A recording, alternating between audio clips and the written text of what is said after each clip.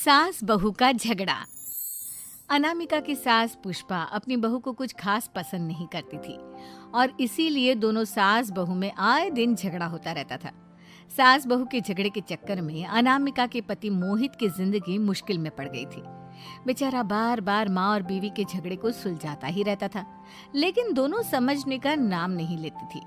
वैसे तो सब कुछ ठीक ठाक चल रहा था, लेकिन एक दिन अनामिका और पुष्पा के अंदर जोरदार झगड़ा हुआ और बात कुछ इस तरह थी। बहू, मैंने तुम्हें कल अपनी एक साड़ी धोने के लिए दी थी। हाँ मम्मी जी, वो साड़ी धोकर मैंने आपकी अलमारी में रख दी है। उसी की बात कर रही हूँ मैं। जरा देख तो, इस साड़ी को देखकर किसी भी तरह से लगता है ये धुली हुई है। अरे मम्मी जी, मैंने आपकी साड़ी वॉशिंग मशीन में अच्छे से धोकर सुखाकर आपकी अलमारी में तह बनाकर रखी थी। आपके तो नखरे खत्म ही नहीं होते। अरे कैसे बात कर रही है मुझसे? मेरे नखरे? अरे मोहित, जरा ये देख तो, ये साड़ी धुली हुई लग रही है क्या? अरे मम्मी, जब अनामिका कह रही है कि उसने साड़ी धोई थी तो मान लो ना। हर बात पर झगड़ा करना जरूरी है क्या? क्या है ना मोहित, तुम्हारी माँ को तो मेरे हर काम में नुस्ख निकालने की आदत पड़ गई है। जब तक दो चार खरी खोटी सुना नहीं लेती ना, इनका दिन नहीं निकलता। अरे चुप कर, बहू होकर मुझे जवाब देती हो। एक तो गंदे कपड़े उठाकर अलमारी में रख दिए, ऊपर से कैंची की तरह कचर कचर बोली जा रही हो। अरे मम्मी जी, आपको समझ में नहीं आता क्या? मैंने साड़ी धो कर रखी थी। तो फिर इतनी गंदी क्यों लग रही है? अब मुझे क्या पता मम्मी जी, आप इस पर इस तरह तेल और घी की चिकनाई के दाग लगाकर लाएंगी तो ये मेरी जिम्मेदारी थोड़ी ना है। अरे तो हाथ से धोना चाहिए था ना। मैं आपकी बहू हूँ, नौकरानी नहीं जो एक कपड़ा रगड़ रगड़ कर हाथ से धो दूंगी। आपको पहननी है तो पहनिए, नहीं तो रख दीजिए। तुझे तो मैं अच्छी तरह बताऊंगी, मुझे जवाब देती है। एक दिन सुबह के वक्त, अरे अनामिका, मेरी व्हाइट शर्ट कहाँ है? आज ऑफिस में बहुत बड़ा प्रेजेंटेशन है और मुझे वो व्हाइट शर्ट पहन कर जाना है। मुझे पता है, आपने मुझे 2 दिन पहले ही बता दिया था और आपकी शर्ट मैंने धोकर अच्छी तरह आयरन करके अलमारी में लगा दी है। जाइए वहां से ले लीजिए। अनामिका, ये तुमने क्या किया? ये देखो, शर्ट पर लिपस्टिक का दाग लगा हुआ है और ये तो एक जगह से जल भी गई है। नहीं नहीं मोहित, ऐसा नहीं हो सकता। मैंने तो तुम्हारी शर्ट ठीक से इस्त्री करके अलमारी में लगाई थी। तो फिर ये जल कैसे गई अपने आप? अलमारी में लटके लटके थोड़ी ना जल जाएगी। पर मोहित, मुझे अच्छी तरह याद है। देखो, अपनी गलती को छुपाने की कोशिश मत करो। और अगर शर्ट जल भी गई थी तो तुम्हें पहले बताना चाहिए था ना। मैं नई शर्ट लेकर आ जाता। अब ऐन वक्त पर शर्ट कहाँ से लेकर आऊं? मेरा इतना इम्पोर्टेंट प्रेजेंटेशन था, सब खराब हो जाएगा। अरे बेटा, क्यों परेशान होता है? ये देख, मैंने तेरे लिए पहले से ही एक नई व्हाइट शर्ट ला कर रखी है। लेकिन मम्मी, आप मेरे लिए व्हाइट शर्ट क्यों लेकर आई? अरे मुझे पता था तेरा प्रेजेंटेशन होने वाला है और अपनी इस बहू पर तो मुझे बिल्कुल भी भरोसा नहीं। क्या पता मेरी साड़ी की तरह तेरी शर्ट भी गंदी करके रख देती। और देख, वही हुआ ना। बेटा, सारी टेंशन छोड़ और ये नई शर्ट पहन कर जा। थैंक यू मम्मी, आज तो आपने बचा लिया मुझे। कुछ दिनों के बाद, अरे अनामिका, जानती हो, ऑफिस में मेरा जो दोस्त है ना अमर, आज उसका बर्थडे है और उसे तुम्हारे हाथ का चॉकलेट केक बहुत पसंद है। थोड़ा सा बनाकर टिफिन में रख दो ना प्लीज। हाँ हाँ, क्यों नहीं। मैं बहुत अच्छा केक बनाकर आपके दोस्त के लिए रख दूंगी। तुम्हारे हाथ का खाना खाकर तो वैसे ही मेरे ऑफिस के सारे लोग इतनी तारीफ करते हैं, क्या बताऊं। प्लीज एक अच्छा सा केक और बना दो, मेरी तो ऑफिस में शान बढ़ जाएगी। अनामिका केक बनाने के लिए रख देती है। पुष्पा चुपचाप जाकर उस पे ढेर सारा नमक डाल देती है। देख अमर, तेरी भाभी ने तेरे लिए चॉकलेट केक बनाकर भेजा है, तुझे बहुत पसंद है ना? यार, तू बहुत किस्मत वाला है, भाभी इतना अच्छा खाना बनाती है और साथ में केक भी। वैसे भाभी को थैंक यू बोलना। थैंक यू बाद में, पहले तो ये केक खा कर देख। बहुत मेहनत से बनाया है अनामिका ने। अरे यार, इस केक में तो बहुत सारा नमक है। लगता है भाभी ने शक्कर की जगह खूब सारा नमक डाल दिया है। अरे मोहित, तू तो अपनी बीवी की कुकिंग की बहुत तारीफ करता फिरता है। जरा पूछना अपनी बीवी से, केक में नमक कब से डलने लग गया। क्या यार, तुझे भी मेरा ही जन्मदिन मिला था बिगाड़ने के लिए। केक नहीं लाना था तो मत लाता, कम से कम मुझे इस तरह नमक वाला केक तो नहीं खिलाता। अरे नहीं यार, अनामिका ऐसा नहीं कर सकती, जरूर कुछ गड़बड़ हुई होगी।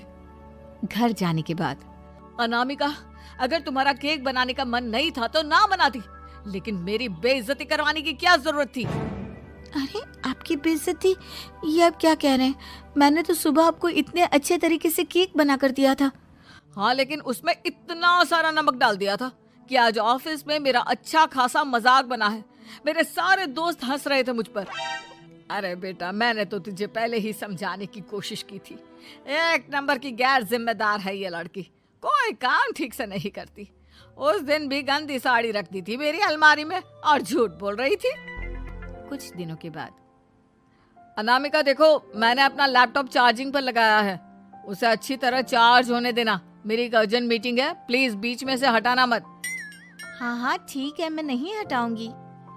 पुष्पा चुपचाप से जाकर चार्जिंग का बटन बंद कर देती है। थोड़ी देर बाद अरे ये लैपटॉप चार्ज क्यों नहीं हुआ? और ये बटन किसने ऑफ कर दिया? अनामिका, इधर आओ। क्या हुआ? क्यों चिल्ला रहे इतना? अनामिका, मैंने तुमसे कहा था ना, मेरा लैपटॉप चार्जिंग पर लगा हुआ है, मेरी अर्जेंट मीटिंग है। तुमने इसका स्विच ऑफ क्यों कर दिया? अरे मैंने ऐसा कुछ नहीं किया, मैं क्यों स्विच ऑफ करूंगी? कुछ दिनों से देख रहा हूँ अनामिका, तुम मेरा हर काम बिगाड़ देती हो।